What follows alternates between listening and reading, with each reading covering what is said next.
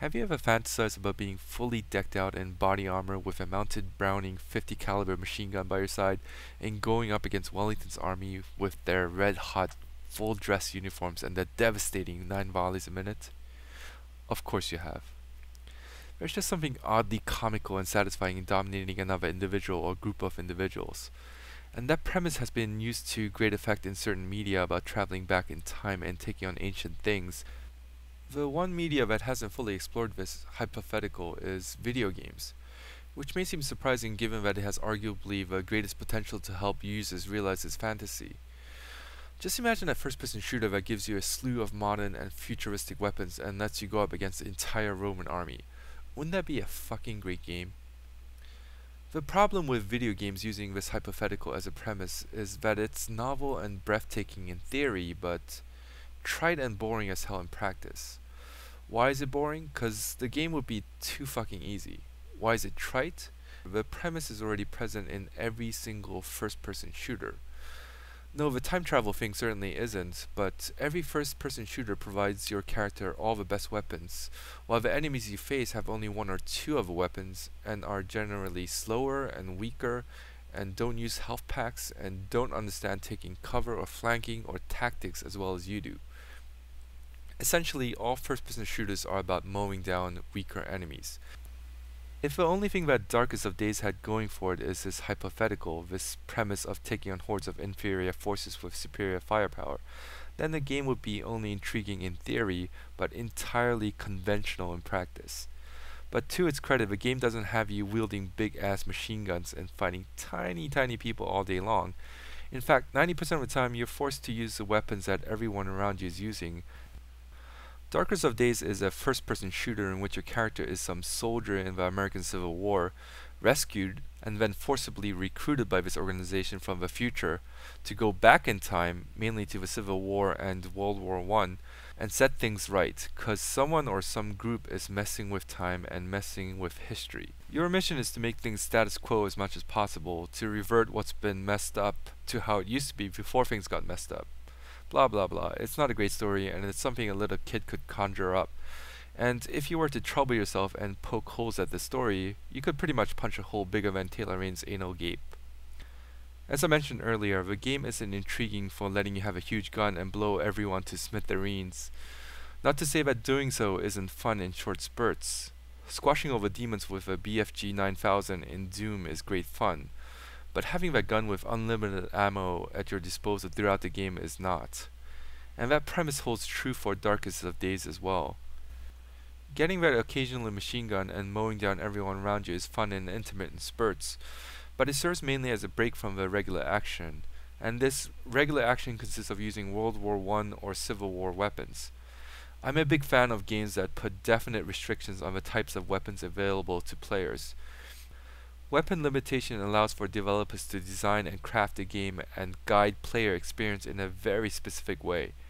That's what made the beginning of Stalker great. In the first quarter of a game, you're pretty much limited to a weak-ass pistol and this double-shot shotgun, which forces you to round corners looking down the barrel of a shotgun and make damn sure that your shots count, and flee like hell if they don't.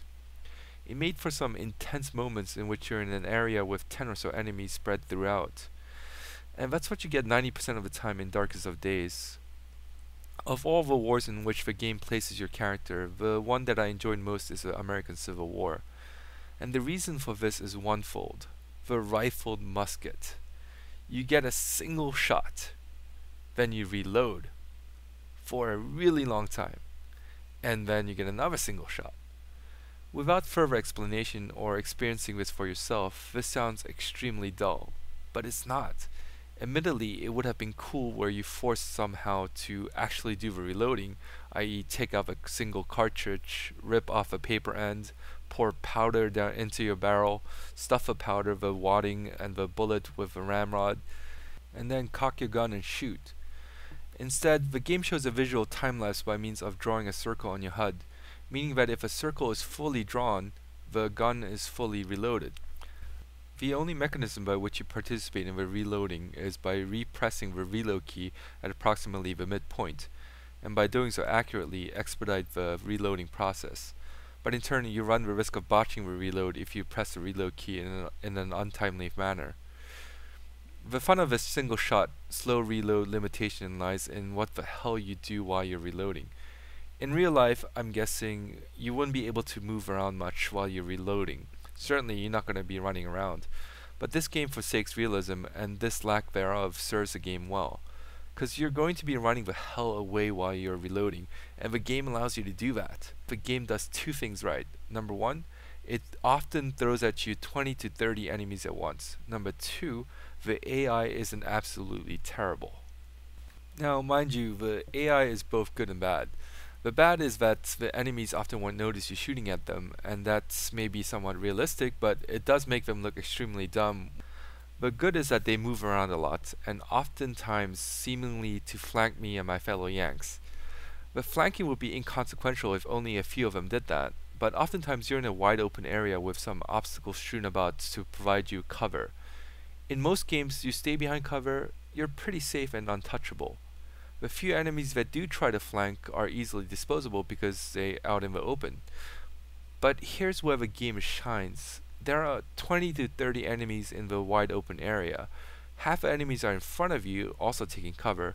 The other are moving about, spread all over the field.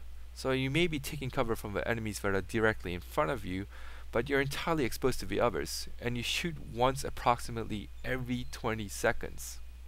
So you're forced to continuously move and find better cover. And this is where the game gets really exciting, just running the hell away and eliminating enemies one at a time.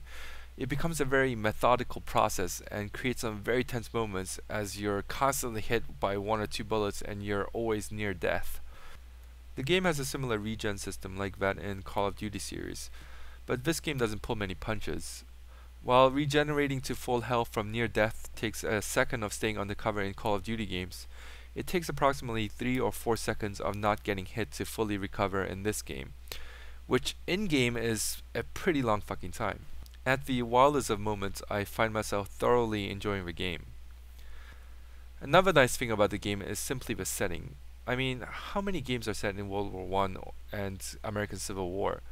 If you're a history buff, and I'm not at all as my knowledge of history only reaches back to this morning when I woke up to take a piss, you may simply enjoy playing the game to experience a semi-realistic manner the game interprets certain historical battles. As for me, though the graphics aren't particularly good, it was nice to take in these unfamiliar game settings. The game is divided into many chapters, approximately 25 or so, and each chapter takes place in a large area, and you're tasked to run around from place to place accomplishing different things. Thus, you end up spending quite a bit of time running around, and I enjoyed taking in the view simply because the settings were different from other games. The game does have its glaring flaws though. Well, for one thing, the game doesn't have high production value. Basically, it looks and plays like shit compared to big title games.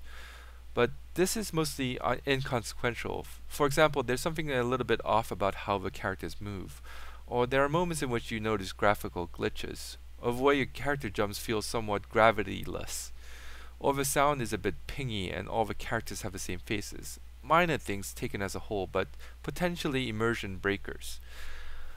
The bigger problem with the game is the World War I setting, which constitutes about 40% of the game. In this setting, the game can be described as having two game modes. Space Invader mode, in which the enemies are slowly advancing towards you and you take them out before they reach you, or Virtua Cop mode, in which you spot enemies popping out from a cover and you shoot them before they shoot you.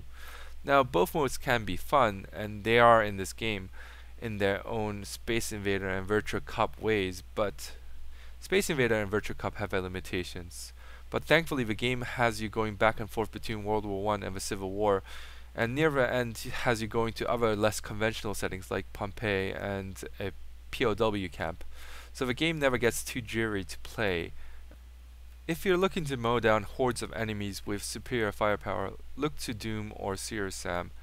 This game does have it in spurts, but it's not frequent and it's not particularly good compared to the aforementioned games. But if you're, say, interested in playing a World War I shooter, and especially an American Civil War shooter, then this may be your cup of tea. Despite its flaws, the game has its moments, and I recommend it to anyone who's not a graphics whore and is looking for a first-person shooter that's a bit unusual and intriguing in both gameplay and setting.